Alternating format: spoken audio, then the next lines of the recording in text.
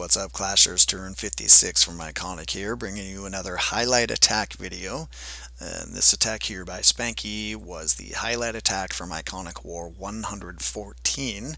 So we'll go ahead and break down his attack for you, show you how he was able to get 3 stars on this base. As always with these videos, I will first talk about the base itself, we'll look at the traps, we'll look at some of the weaknesses that can be exploited, and then we'll go ahead and watch the replay, see how it all worked out. So, this was a cleanup attack, so Spanky knew where all of the traps were. So he had the 4 Teslas to deal with in those locations, and then these sort of, but not really, double giant bomb pairs to deal with there. I say that because while they are close to each other, they have a wall separating them. And that means they're going to get triggered one at a time and not both at the same time by anything pathing through these. So it's really not an effective way to lay out giant bombs. Anyways, okay.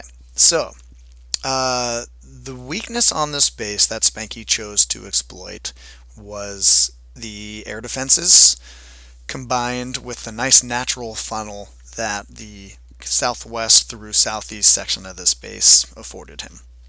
So he decided that he was going to push in 2 different locations here with a golem-based army. Push in, get basically all of this with his golems and his heroes and wizards and witches. And then that means all 4 of these air defenses are down, and this base is now wide open for back-end loons, which he does. He brings 6 back-end loons, and he gets great work out of them. So let's go ahead and see how he was able to do that. Let's leave that guy up right there. So the first step here is the lure. Clan Castle has a nice big radius, as you can see there. It extends outside those walls. So it would have been very simple to just drop a giant, let's say, against this wall right there. Maybe 2 giants, just let them fizzle out and die, and that'll get him the lure. But more and more, a lot of our members are being really efficient with the lure. Instead of just doing a minimal investment for the lure itself, we're investing a few more troop space, and we're getting defenses for it as well. So what he does, I really like. He sends in 1 giant, that beats against that wall there. While all this point defense is distracted by that, he drops 5 hogs. They come in here, and they get not just that cannon, but they also split up and get the mortar and that archer tower as well. So now, instead of for maybe the 10 troop space, maybe 15 troop space it would have taken to get this full lure, he invests 30, and not only does he have the lure, he also has 3 defenses taken out as well. In addition to that, while that's going on, he drops some wall breakers in here and busts open this south chamber there. So now he's going to have really easy access with the second phase when he starts launching his golems. So really nicely done there at the very start of this attack.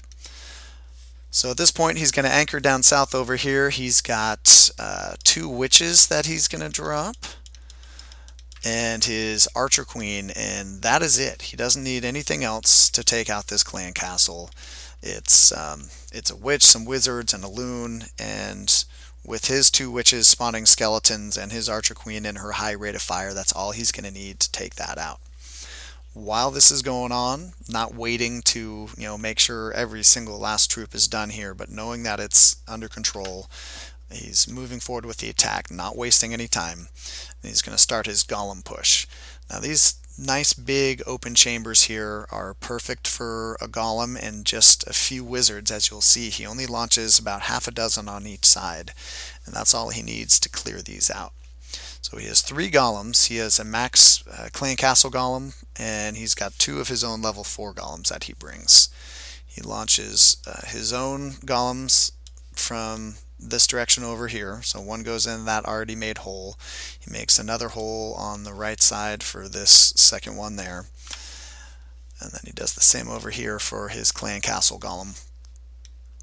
So he has a nice big wide spread distracting all of these defenses here, and I think it's like 4 to start off with, 4 wizards on each side. And there's just not a ton of DPS over here. So the 4 wizards, as long as they're getting tanked by this max golem over here, they're going to be able to clear out this whole section. There's no need to dedicate a ton of DPS to clearing that out. This is just the 1 golem and enough DPS to take out that section there. They don't need to push to the core. This is where his main push is going to come. So that's where his Archer Queen is going to drift up over there, and his Barb King is going to be deployed from this spot as well. And then he also drops just a few more wizards on this side. And then these witches drift over to support the wizards on this side. And this works out just perfectly. It's a nice balance on DPS, because he's going to have some heal spells over both of these locations, healing his troops up. A jump is going to let him into the core from this chamber. That's going to get his heroes in there. And then once he gets to the core, he's got a nice rage spell to make sure it goes down quickly with all these high HP buildings in there. So this was a really nice job by Spanky of knowing what each portion of his army was going to be capable of. This portion of the army here with this golem, the witches, and the wizards does exactly what it needs to, and it takes out that part of the base right there. This portion over here with the 2 golems, the heroes, and then the extra wizards is able to take out all the way into the back of the core. Now all these air defenses are down. So that's when these loons come in. He's got 6 loons. That's not a ton of loons, but with no air defense. And if you look at it, there's only, there's the 4 towers and the 2 Teslas. Those are the only things that can touch him. So he drops 2 loons on each of these archer towers, 2 more on that cannon over there, and he still has ranged DPS in this core that's helping to remove some of this as well. But these push through very nicely, and take out all these buildings over here and eventually push in all the way over to this left. This is the last area standing over here as far as the defenses go. So really nice golowiwi by Spanky on this base. Like I said, with these kind of white little blocks here, the key to this style of attack, whether it's the golowiwi or the goho-wiwi, is being able to break the base down into sections and knowing what each segment of your army can handle. Knowing how deep your golems are going to push with the heroes and the DPS, and then knowing where you need to deploy your loons and or hogs, depending on what you're doing. Loons, obviously, in this case. So let's clear all this off here and watch the replay, see how this all worked out in real time.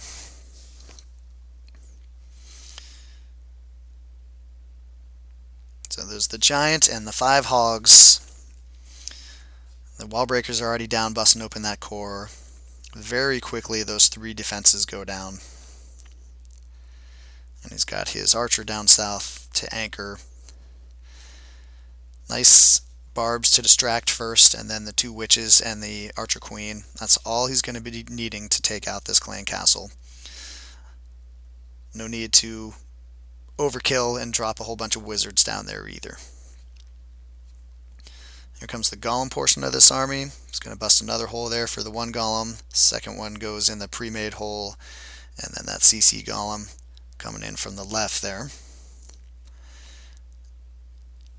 And you can see here it's just like four wizards over there on the left side, and I think he had 3 or 4 going inside on the right side.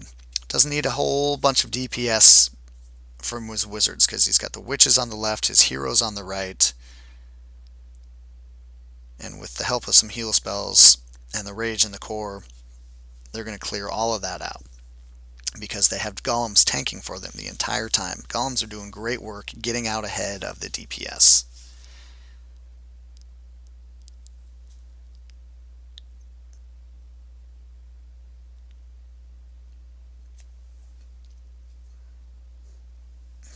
Those air defenses are starting to get targeted now by the golems. The rage spell is down. So very quickly now that core is just going to melt. And with that last air defense going down there, here come the back end loons. It's just 2 per defense. Not spamming them. That's a nice precision loon work. making sure you use only as much as is needed so you can spread them out throughout the base, make sure they're maximizing the area that they're targeting.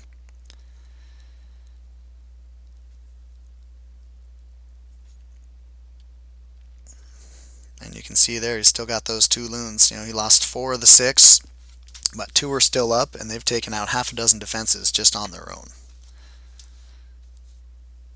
And here they are moving on to that last cannon. It goes down, and it is just clean up from this point. So really nice golowiwi by Spanky on this base for the 3-star.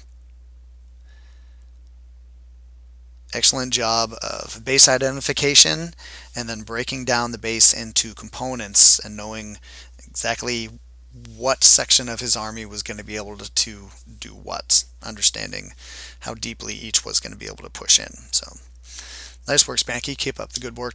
And that's all I have for you from this war, you guys. Until next time, this is turn 56, and keep on clashing.